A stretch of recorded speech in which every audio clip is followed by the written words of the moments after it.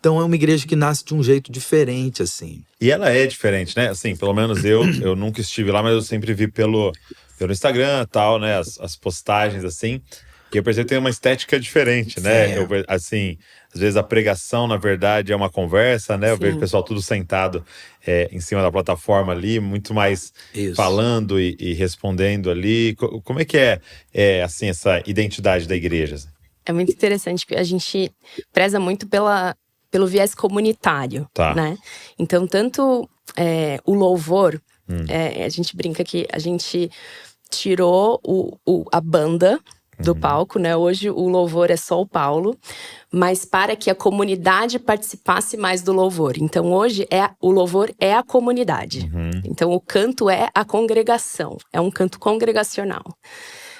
Por não ter tantos instrumentos, tantos barulhos, a igreja se ouve.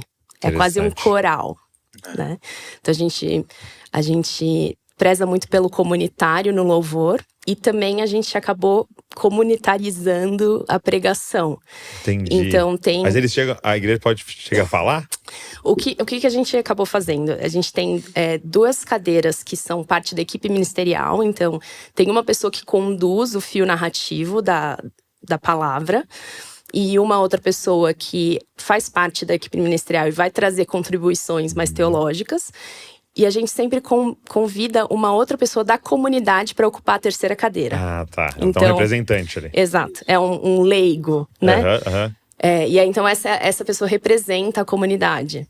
Entendi. Mas isso é sempre assim? Sempre assim. Muito legal. Todo domingo. Mas isso, Douglas, essa mudança, tanto de enxugar o louvor, né, como, né, pluralizar a palavra, ela vem, sobretudo, a partir da pandemia. Sim. Isso foi uma coisa assim. Eu lembro que na volta da pandemia, a gente começou a pensar, poxa, será que já pra gente botar um monte de gente no palco? Enfim, aí a gente começou a repensar isso e percebeu nos primeiros encontros em que a gente fez só voz e violão, como a participação das pessoas aumentou. Aí eu não sei nem dizer quais são todos os motivos, né? Mas dentre eles, o fato das pessoas se ouvirem cantando. Então a gente falou, poxa, acho que faz sentido. Ficou mais coletivo o canto, né? O canto da igreja, o momento de música, o momento de louvor. Então a gente entendeu assim, para o nosso contexto, isso está fazendo sentido. E na pregação, também como herança, eu acho, né, do tempo da pandemia, em que durante muito tempo era de casa, as pessoas sentadas, né, a gente às vezes né, compartilhando uma mensagem, mas às vezes eu sentado do lado da Luísa na minha casa com uma câmera, né?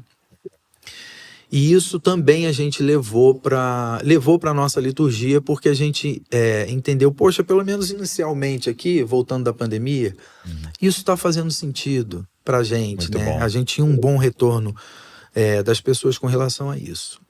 E aí a coisa meio que permaneceu e se tornou uma característica, assim, nossa, né, nos momentos de reflexão e da nossa liturgia, uma coisa mais intimista, mas ao mesmo tempo mais comunitária, com a participação da igreja toda cantando e com a participação sempre de alguém num compartilhar um pouco, né, um pouco mais né, dialogal. A gente lê o texto, apresenta a ideia e tipo, e como é isso para você? Como isso ecoa no seu coração? Tem alguma experiência, algum testemunho? Então E aí uma pergunta, os 2 que vão ocupar a cadeira sabem a temática?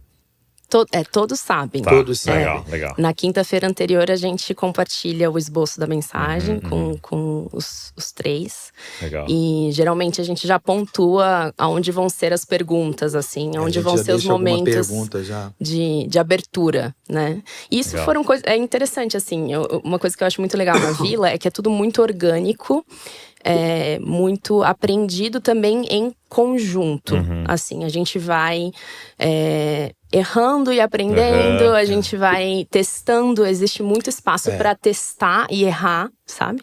Então, acho que esse formato foi um formato que no começo a gente foi fazendo meio que organicamente, a gente não sabia muito bem a hora que cada um entrava, então às vezes ficava atravessado.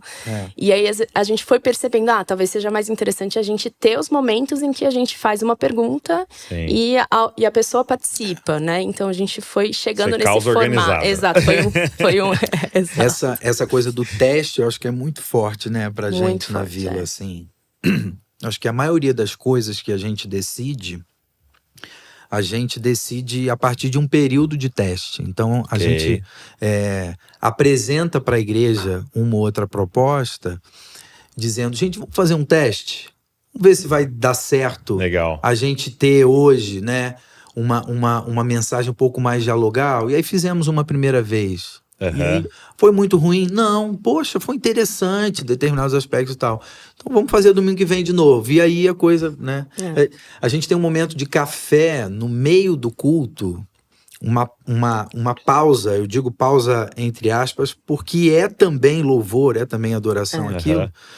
Mas a partir dessa compreensão de que o paulista, muitas vezes, ele chega em cima da hora e antes de terminar ele já tá querendo sair. A vida é muito corrida e ele leva esse ritmo pro final de semana dele também. Então, um membro da igreja propôs pra gente, falou, gente, uma vez lá na Califórnia eu participei de um culto numa igreja em que no meio da liturgia eles paravam, tipo, 10 minutos. Parar, a gente vai tomar um café junto e vai poder conversar com quem está do seu lado, orar se for o caso, conhecer se você não conhece. E a gente continua depois disso com mais um louvor e com a pregação. A gente falou, cara, vamos ver, não sei se vai dar certo aqui, uma cultura diferente e tal, mas vamos testar. A gente fez uma vez, Douglas, no domingo seguinte não teve. O pessoal falou, como não? Por que não tem? Isso faz sentido, isso né, acho que é um contrassenso, né, é na contramão do nosso ritmo e da nossa dinâmica de muitas vezes entrar e sair calado e não perguntar sobre quem é ou como está a pessoa que está do seu lado. Então hoje a gente tem... A gente tinha isso, acredita? É mais um exemplo desse teste. Antes da pandemia, o nosso culto da manhã tinha louvor e tal, aí parava e aí a gente servia café para a igreja inteira, né? Ia passando, servindo café. Aí voltou, quando começou a voltar da pandemia, não podia, porque não dava para ficar passando o café, tinha essa questão. E aí a gente começou a transmitir. Então parar os 10 minutos da transição também não fez mais sentido pra gente ali. E aí ficou tanta gente também, quando voltou da pandemia, que tem gente de pé. Aí, poxa, mas eu gostava muito desse tempo, era muito legal mesmo. É gostoso. Mas é interessante essa questão de a gente... Uma coisa que eu percebo na Bíblia é que não há uma eclesiologia tão fechada, né? Então você não tem Paulo escrevendo, ordem do culto, hein? Primeiro faça um louvor, segundo apresente os visitantes, terceiro... Não tem, né? Eu percebo que há, por exemplo, bastante estrutura na escolha da liderança. Listinha, e o presbítero precisa ser isso, né?